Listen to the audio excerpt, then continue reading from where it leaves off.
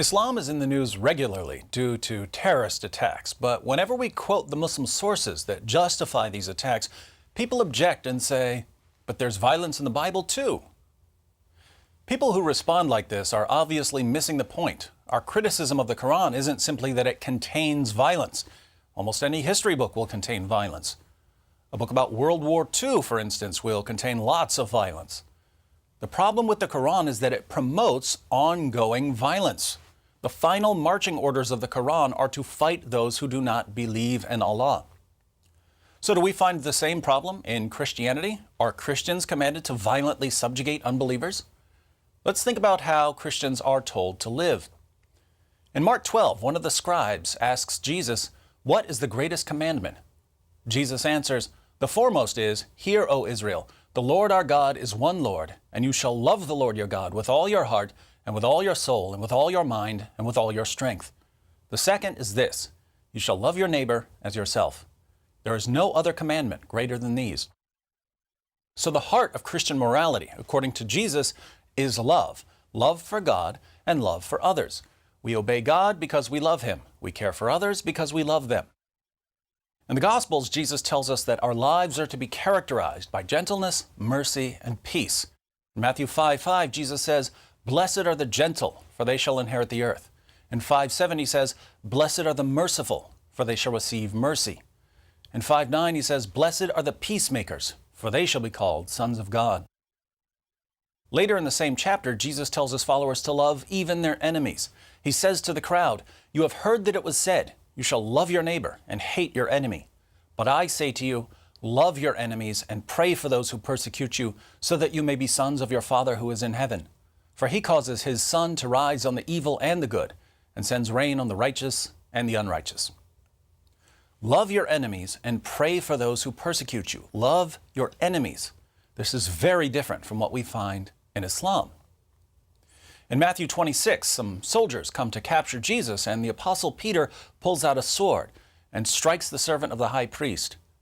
Jesus says to Peter, "Put your sword back into its place, for all those who take up the sword shall perish by the sword."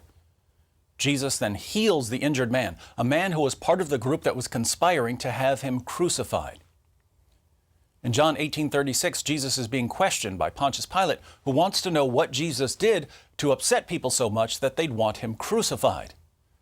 Jesus says to Pilate, "My kingdom is not of this world. If my kingdom were of this world, then my servants would be fighting so that I would not be handed over to the Jews. But as it is, my kingdom is not of this realm." So according to Jesus Himself, Christians don't fight and conquer in His name. Why? Because the kingdom of God is not an earthly kingdom. Are Jesus' teachings peaceful? Jesus tells us that the greatest commandments are to love God and to love our neighbors. He tells us that we're to be gentle and merciful. He tells us to be peacemakers. He tells us not to return violence for violence, not to retaliate against evil people. He tells us to love everyone, even our enemies, even those who persecute us. He tells us to put down our weapons. He tells us that His followers do not fight. Religions just don't get any more peaceful than this. So it's clear that the Gospels promote peace. What about the rest of the New Testament? In Romans 12, the Apostle Paul gives Christians some guidelines about how we're supposed to live. In verse 17, he says, "Never pay back evil for evil to anyone." Verse 18, "If possible, so far as it depends on you, be at peace with all men." Verse 19, "Never take your own revenge, but leave room for the wrath of God. Don't retaliate. Let God repay the evildoers."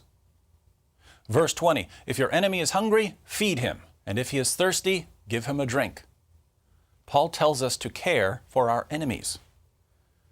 In 1 Corinthians 16:14, Paul says, "Let all that you do be done in love." In Ephesians 5:2, Christians are commanded to walk in love. In 1 Thessalonians 3:12, Paul says, "May the Lord cause you to increase and abound in love for one another and for all people."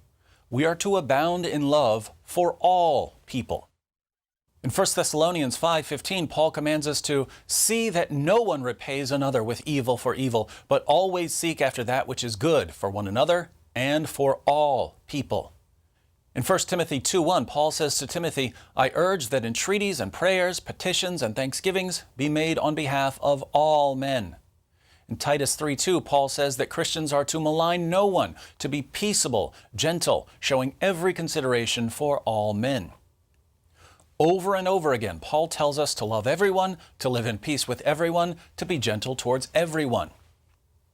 We see the emphasis on peace, gentleness, and love in other New Testament writings as well. The author of Hebrews in 12:14 says that Christians are to pursue peace with all men. In 1 Peter 2:17, the Apostle Peter tells us to honor all people.